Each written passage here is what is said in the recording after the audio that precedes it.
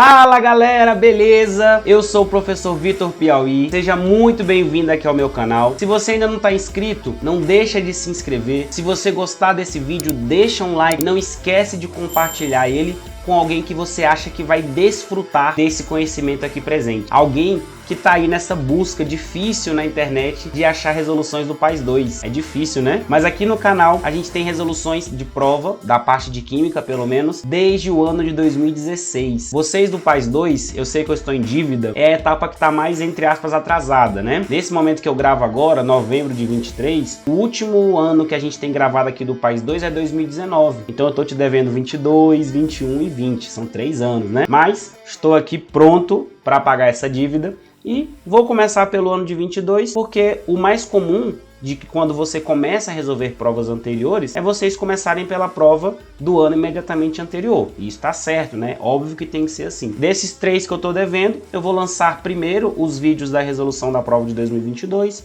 Nos próximos dias vai sair 2021. E depois, antes da prova com certeza, a gente tem um mês aí ainda até a data da prova, vai sair o ano de 2020. Fica aqui nesse vídeo, deixa aqui nos comentários o que você vai achar, o que você tiver de dúvidas no decorrer da resolução e eu vou ter o maior prazer em te responder. Vamos começar. Nesse vídeo, nessa prova na verdade, são 2 textos que trazem itens de química, tá bom? Então, a priori, a gente vai fazer aí 2 vídeos, um para cada texto. Nesse primeiro vídeo, a gente vai tratar sobre o texto que fala lá da Marie Curie, tá? A descoberta do polônio por conta desse experimento que Marie Curie fez, tá? Então acompanha comigo aqui, ó. Deixa eu dar uma atualizada em você sobre qual texto que eu tô falando. Se você ainda não tem essa prova, eu vou deixar aqui na descrição do vídeo qual é a prova que eu estou utilizando, tá? Eu vou te mandar um link que você vai direto para o site do Sebrasp e aí você consegue baixar para você usar exatamente os itens, né, que a gente está usando. Mas olha só, esse texto ele vai falar o seguinte: no ano de 1898, em um de seus mais célebres experimentos, Marie Curie, uma grandiosa cientista, né, de origem polonesa, mas que se formou, que fez seus estudos na França, dissolveu petplenda, né, que é esse óxido aí de urânio, o O2, dissolveu ele em HCl aquoso, ácido clorídrico, e borbulhou H2S na solução, obtendo como precipitados os sulfetos de bismuto e de outro elemento altamente radioativo. A volatilização dos sólidos por aquecimento, com posterior condensação, permitiu a separação dos sulfetos, tá bom? Então, como eu sempre destaco aqui nas resoluções, nas aulas que eu dou em cursos presenciais, eu sempre destaco a importância de radioatividade para a prova do PAS 2. É o conteúdo que mais cai. Sempre tem item do tipo B de bola, que é aquele que você tem que marcar centena, dezena, unidade, inclusive nessa prova tem. Então é importante que você esteja com seus conhecimentos de radioatividade, de tabela periódica em dias para a sua prova do PAS 2, tá? Então já anota essa dica. Você tem um mês ainda para a prova. Se você não tá craque, afiado em tabela periódica e radioatividade, você ainda tem tempo, tá bom? Qualquer dúvida que você tiver, deixa aqui nos comentários, me manda um direct no Instagram, você consegue me seguir lá, o link também tá aqui na descrição. E não vai para a prova sem dominar esses conceitos. Bora lá então, item de número 68. Conforme as leis da radioatividade, a desintegração natural do polônio 210 gera como núcleo filho o chumbo 206. Então, onde que eu vou tirar esta informação? De onde do texto? Lá no finalzinho, ó, ele fala assim, ó, tava falando daquele elemento radioativo que a Marie Curie descobriu, né? O sulfeto de bismuto e sulfeto de outro elemento altamente radioativo. Tratava-se do polônio 210, um emissor alfa natural. Tá vendo? Então aqui no texto ele já me entrega que o polônio 210 é um emissor de partículas alfa. Também me deu a meia-vida, a gente vai usar esse dado aqui lá no item do tipo B, que eu te falei, que é aquele que a gente tem que fazer o cálculo, tá? Mas ele fala que o polônio é um emissor alfa natural, ou seja, esse átomo, esse isótopo, né, para ser mais específico, o isótopo 210 do polônio emite partícula alfa. O que você tem que lembrar aqui? que a partícula alfa ela tem carga 2, porque ela é formada por 2 prótons, e o próton tem carga mais 1, e ela tem massa 4, porque além de 2 prótons, ela também é formada por 2 nêutrons. O nêutron não tem carga e a massa dele é igual a do próton, igual a 1. Então, por isso que a partícula alfa, ela tem número atômico 2, é o que a gente escreve embaixo, é como a gente representa, e tem número de massa 4, que é o que a gente representa em cima, tá bom? E aí, quando esse elemento, quando esse isótopo emite essa partícula alfa, ele se transforma em um outro elemento, que eu vou chamar aqui de X. Daqui a pouquinho eu vou descobrir quem é esse elemento para poder julgar o item. E uma coisa eu sei, duas coisas eu sei, na verdade, que esse elemento novo formado, o número de massa dele é 4 unidades menor do que a do original. Por quê? Esse cara emitiu uma partícula alfa e ao emitir a alfa ele perde 4 de massa, 2 prótons e 2 nêutrons. Então o número de massa desse isótopo que vai ser formado, que é chamado de nucleofílio, certo? Então nucleofílio é esse núcleo, é esse isótopo que é gerado após uma emissão radioativa. No caso desta emissão alfa pelo polônio 210, o nucleofílio dele realmente tem número de massa 206, porque o número de massa original dele é 210, como ele perde 4 de massa, ele tem que formar um isótopo de massa 206. E o número atômico deste novo elemento vai ser 2 unidades menor do que o número atômico do polônio. Por quê? Porque ele está emitindo 2 prótons. E o número atômico, que é o número que fica aqui embaixo, é exatamente o número de prótons que é encontrado no núcleo, tá bom? Então o que eu tenho que fazer agora? Eu vou lá na tabela periódica, que está no final da prova, aqui eu trouxe ela para cá, né? E vou localizar na tabela onde se encontra o polônio. E eu já vou te dizer aqui, ó, ele está aqui na mesma família do oxigênio, na família 16. E o número atômico dele é 84. Se, ao emitir uma partícula alfa, ele se torna um outro elemento químico com um número atômico 2 unidades menor, então ele vai se transformar nesse carinha aqui, ó. O cara que tem número atômico 82. Quem é ele? Exatamente o chumbo. Então, voltando aqui, ó, quando o polônio 210 emite a partícula alfa, ele se transforma no elemento químico que tem número atômico 82, que agora a gente já sabe que realmente é o chumbo. Opa, vou até apagar aqui, ó. Agora eu já sei que não é o elemento X, né? Eu já sei quem é esse elemento. Realmente, esse elemento é o chumbo. E o número de massa dele é 206. Polônio 84, né? Que a gente viu. Então, esse item ele está correto. Porque ele, ao emitir a partícula alfa, se tornou o átomo de chumbo 206. Belezinha? Ficou claro? Se sim, deixa aqui no comentário para eu poder saber. Se não, deixa também, porque aí eu tiro sua dúvida, tá bom? Item 69. Entre os ácidos utilizados no experimento referido no texto, o H2S é o que apresenta menor grau de ionização em água.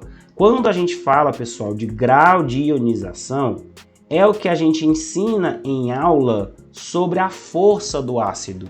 Quando eu estou tratando de força de ácido, é disso aqui que eu estou falando. Eu estou falando de grau de ionização. Então, um ácido que é forte significa que ele tem um alto grau de ionização, um grau de ionização grande. Quando eu falo que um ácido é fraco, significa que ele tem um baixo grau de ionização, um grau de ionização pequeno. E quando ele é moderado, ele está ali no meio do caminho, nem forte, nem fraco. Então, o que eu tenho que lembrar no fim das contas? Aquela tabelinha de força dos hidrácidos. Por quê?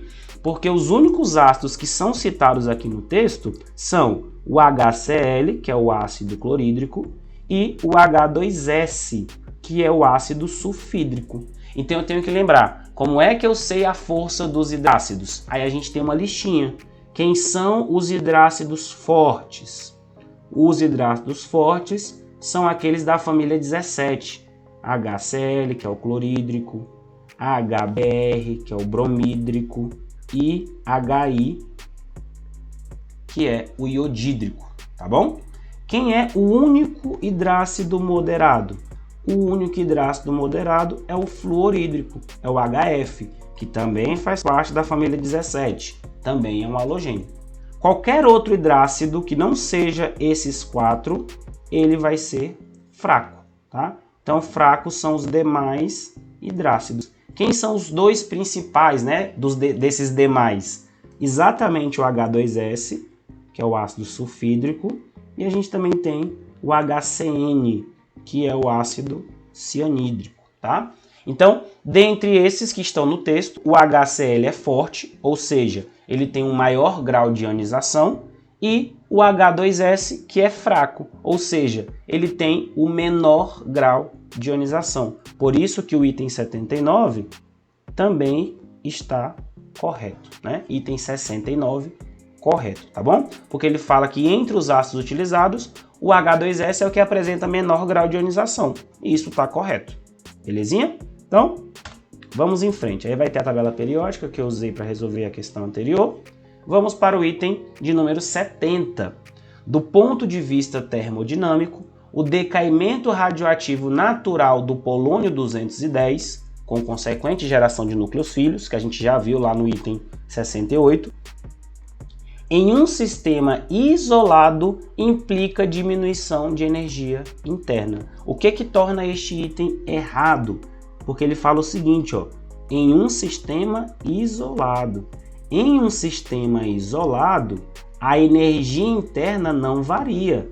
Em um sistema isolado, a energia interna se conserva, ΔU igual a zero, tá? Então, como eu tenho um sistema isolado, eu não tenho diminuição de energia interna. Não, a energia interna se mantém, ou seja, a variação dela é igual a zero e o item está errado. Item 71. Marie Curie utilizou a técnica da destilação fracionada para a separação dos sulfetos. Também sempre chamo a atenção dos meus alunos. Separação de misturas é um conteúdo da matriz do PAS 1, certo? Mas não quer dizer que ela não possa ser cobrada no PAS 2, como é todo ano. Todo ano tem um item de separação de mistura no PAS 2, sempre, tá? E também é cobrado no PAS 3, de vez em quando aparece sim item de separação de misturas no PAS 3. Então, embora seja conteúdo da matriz do PAS 1, as matrizes seguintes elas são acumulativas. Então tem aquele conteúdo que é típico do PAS 2, mas ele também usa conteúdos da prova do PAS 1, principalmente separação de misturas, tá? Então o que você tem que lembrar de destilação fracionada? Destilação fracionada é um método utilizado para separar que tipo de misturas? Misturas homogêneas, tem que ser homogênea para usar a destilação, e não é qualquer tipo de mistura homogênea, tá? Só se ela for formada entre líquidos. Então, líquido mais líquido, quando se misturam, quando se dissolvem, quando formam mistura homogênea, se eu quiser separar, eu uso a técnica da destilação fracionada, tá bom? Por isso que o item está errado, porque o que ele está usando lá é volatilização de sólidos, não é volatilização de líquidos, porque de fato a destilação fracionada, ela usa a volatilização, que é o quê? Você esquenta os dois líquidos, o líquido que tem menor ponto de ebulição, ou seja, aquele que é mais volátil, sai primeiro. Então, o líquido mais volátil vai embora primeiro, o líquido menos volátil fica. De fato, a destilação se baseia na volatilização, só que não de sólidos, volatilização de líquidos. Por isso que o item 71 está errado. Quando a gente volatiliza sólidos, que foi o que a Marie Curie fez, aí a gente tem um processo de fusão fracionada.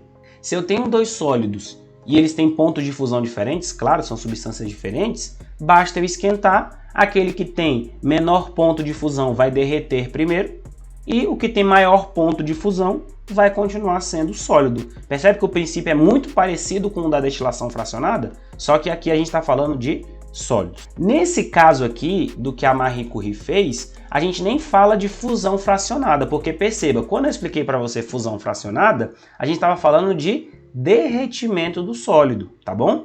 Quando a gente está falando aqui de volatilização, a gente está falando da passagem do sólido para o estado gasoso direto, para o estado de vapor. Volatilizar é isso, tá? Então, neste caso, a gente está falando do processo de sublimação fracionada. Por quê?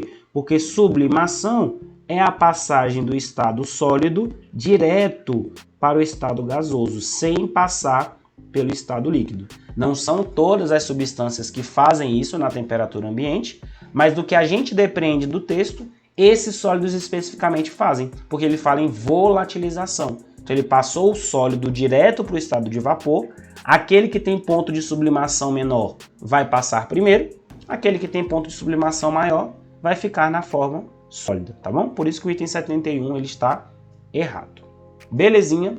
Item 72. De acordo com a lei periódica dos elementos químicos, o polônio apresenta o maior valor de eletronegatividade entre os elementos de seu grupo. O que a gente tem que lembrar da eletronegatividade? A forma como ela varia na tabela periódica. Se você não se lembra, eu vou te lembrar, tá? A eletronegatividade, ela varia aumentando de baixo para cima na tabela periódica e aumenta da esquerda para a direita. Aumenta da esquerda para a direita. De forma que o flúor é o elemento que tem a maior eletronegatividade da tabela. Deixa eu apagar aqui o chumbo e o polônio para a gente ver aqui, ó. Então, o flúor, ele é o mais eletronegativo da tabela. Por quê? Porque os gases nobres, que são aqui a coluna 18, quando a gente fala de eletronegatividade, eles não entram na conta, tá? Então, quem é o elemento, tirando os gases nobres, que está mais acima e mais à direita da tabela? É o flúor, tá? Então, ela cresce dentro da mesma família, ela cresce de baixo para cima, ou seja, aqueles que estão mais para cima da tabela são os que têm maior eletronegatividade. E ela cresce da esquerda para a direita. Aqueles que estão na direita da tabela são os que têm maior eletronegatividade. O polônio ele está aqui, ó, no último período, no penúltimo, né, no sexto período da família do oxigênio. Então, nesse caso, dentro dessa família, ela cresce de baixo para cima. Então, na família, quem tem maior eletronegatividade aqui é o oxigênio, tá? Vou trocar de cor aqui, ó. É o oxigênio. Então, na sua família, o polônio é o que apresenta maior valor de eletronegatividade? Não, esse item está errado. Nessa família, quem apresenta o maior valor de eletronegatividade é o oxigênio, tá bom? Aqui ele usou a palavra grupo, é a mesma coisa. Família é uma nomenclatura um pouco mais antiga que a gente usava, que se continua usando também, tá? Mas as nomenclaturas mais modernas tratam família como sendo grupo, tá? Então, grupo é a mesma coisa que família, que é a mesma coisa que coluna da tabela periódica. Então, as famílias, os grupos são as colunas, as linhas são os períodos. Beleza? Certinho? Vamos então prosseguir aqui para a gente ir para os últimos dois itens desse texto. O item 73, que ele é do tipo C de casa, é aquele que a gente tem que marcar X, tá?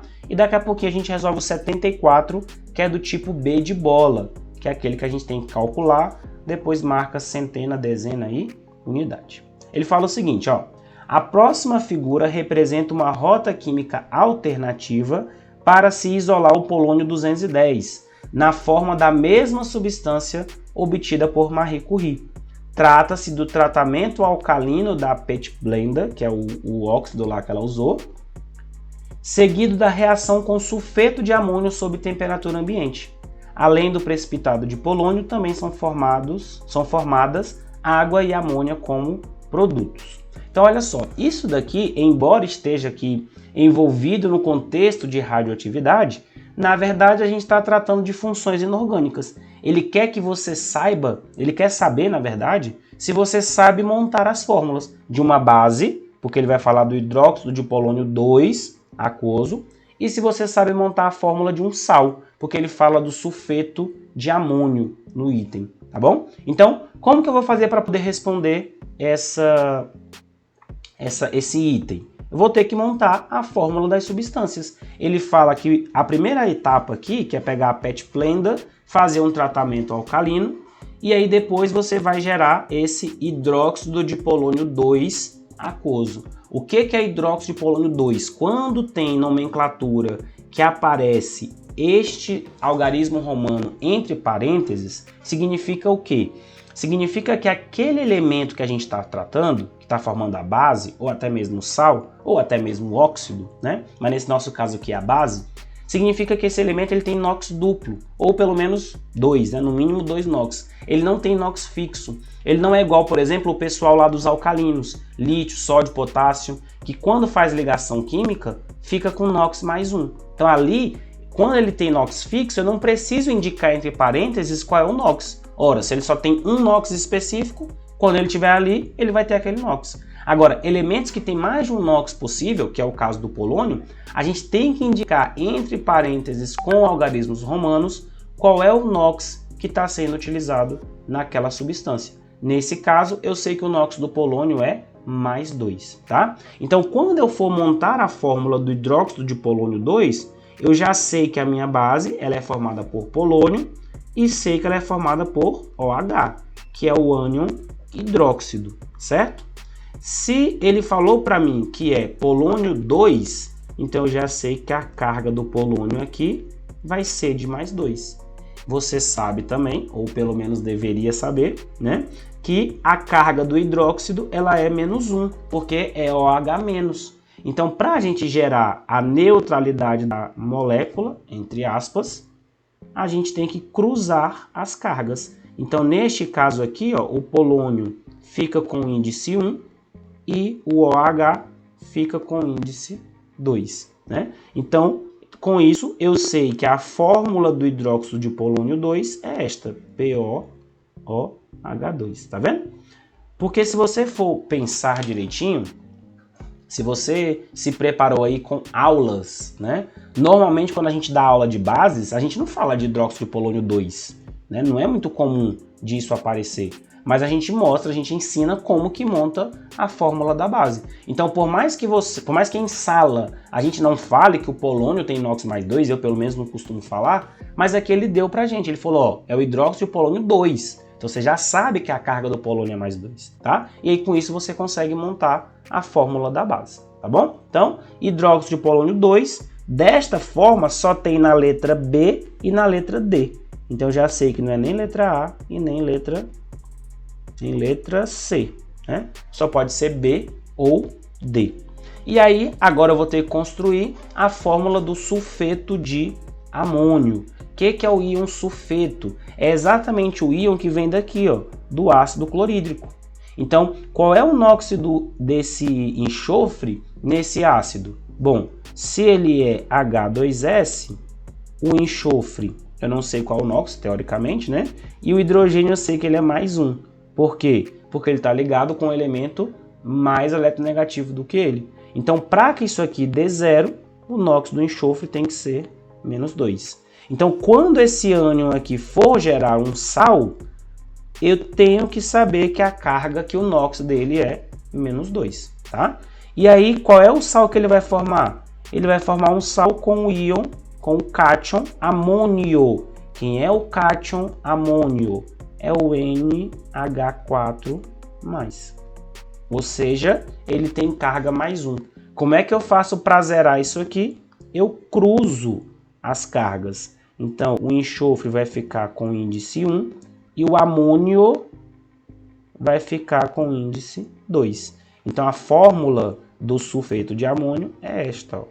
NH4, são 2 íons amônios para um íon sulfeto. E aí, dessa forma, a gente só tem representado corretamente na letra D de dado, o sulfeto de amônio com a sua fórmula correta, tá bom? Eu coloquei molécula entre aspas, tá, pessoal? Só relembrando aqui um pouquinho, porque a gente está falando de bases e sais, que são compostos iônicos, são formados por ligações iônicas. Compostos iônicos eu não posso chamar de molécula, eu só chamo de molécula se eu for seguir assim rigorosamente ao pé da letra, eu só chamo de molécula se for formado por ligações covalentes, tá? Por isso que quando eu falei ali, eu coloquei montar a fórmula entre aspas da molécula, tá? Então, resposta correta, letra D. Aí aqui vai formar água e amônia, como ele fala, né? São formadas água e amônia como produtos. e vai formar o mesmo sólido que gerou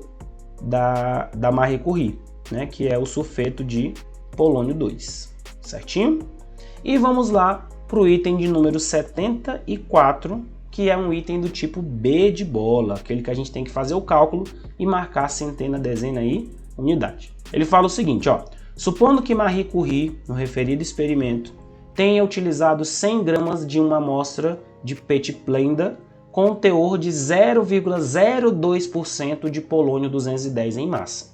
Então perceba, daquelas 100 gramas de amostra que ela vai usar, só 0,02% em massa é que é radioativo, tá? Então o que vai decair não são os 100 gramas, o que vai decair é só 0,02% desses 100 gramas. Então como é que a gente vai fazer isso? Bom, eu tenho que calcular quanto que é 0,02%, por isso que eu estou colocando sobre 100, de 100 gramas. Entendeu essa conta? 0,02%, por isso que está dividido por 100, de 100 gramas. Aí é bom porque esse 100 vai embora com esse 100, aí vai sobrar exatamente 0,02 gramas. Como aqui no texto ele falou que a amostra vai se reduzir a 1,25 miligramas, então eu já vou transformar esse 0,02 gramas em miligramas, que é 20 miligramas. Ou seja, essa daqui é que é a massa radioativa original. Dos 100 gramas inteiros, só 20 miligramas é que são de polônio. Só 20 miligramas é que é radioativo. Então é ele quem vai decair. Até chegar a quanto? 1,25. Então, ó, na primeira meia-vida, enquanto que ele vai chegar? Se passar uma meia-vida, cai pela metade. Então vai chegar em 10 miligramas. Não é onde eu quero ainda, né? Se passar 2 meias-vidas, vai cair metade do que tem. Se tem 10, vai para 5 miligramas. Quando se passar 3 meias-vidas, metade do que tem. 2,5 miligramas. E aí, quando decair a quarta meia-vida, aí vai para 1,25 miligramas, que é o que a questão está perguntando. Então, para que a massa radioativa se reduza a 1,25 miligramas, tem que se passar 4 meias-vidas. E no texto, ele me fala que uma meia-vida do polônio é de 138 dias. Então, o tempo que passou é 4 vezes 138 dias. Aí, quando você fizer essa conta, isso aqui vai dar, vamos ver, 138 vezes 4. Lembra que não tem mais calculadora, né? 4 vezes 8, 32 vai 3. 4 vezes 3, 12 e 3, 15 vai 1. 4 vezes 1, 4 e 1, 5. Então, isso aqui vai dar 552 dias. Que é o que você vai marcar no seu cartão respostas, tá? Aqui vai ser a centena, aqui vai ser a dezena e aqui vai ser a unidade. Beleza, beleza, beleza, beleza. Ficou claro isso para você? Ficou um pouquinho aí longo o vídeo, né? Um pouquinho mais do quase 30 minutinhos, mas é importante para a gente poder passar por todos os itens desse texto, comentando ali um pouquinho da teoria, tá bom? Se você gostou, vou te pedir novamente, se você ainda não está inscrito aqui no canal, se inscreve, deixa um like nesse vídeo, ativa o sininho para você poder receber as notificações de primeira, compartilha com quem você acha que vai se beneficiar desse conteúdo e eu vou deixando aqui na tela mais vídeos de resoluções da prova do PAS 2. Lembrando que a gente tem aqui desde 2016, né? Tá um pouquinho desatualizado de 20 até 22, mas nos próximos dias aí, nas próximas semanas, eu garanto que vai estar super completo para você. Te agradeço demais e eu te vejo no próximo vídeo. Até lá!